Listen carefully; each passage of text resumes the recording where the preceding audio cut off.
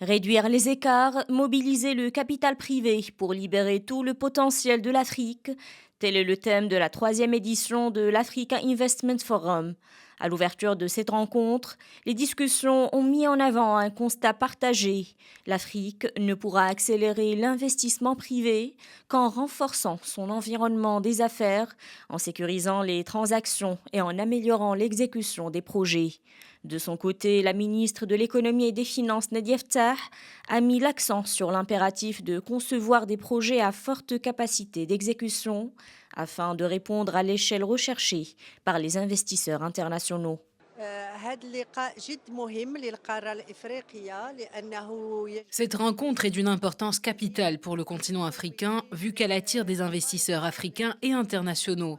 C'est une occasion aussi de mettre en avant le dynamisme économique actuel en Afrique, ainsi que des projets structurants dans les secteurs de l'agriculture, la transition numérique, ainsi que la transition énergétique.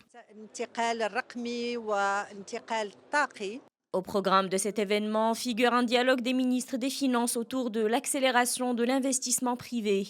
Ainsi, plusieurs conférences sont prévues autour de différentes thématiques telles que les instruments de financement innovants, les risques climatiques, la transformation numérique, mais aussi l'industrialisation en Afrique.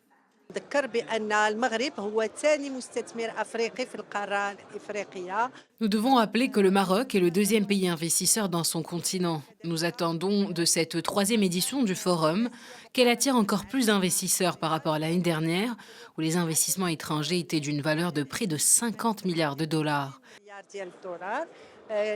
Cet événement débouche donc sur des initiatives tangibles capables d'améliorer les conditions de vie en Afrique.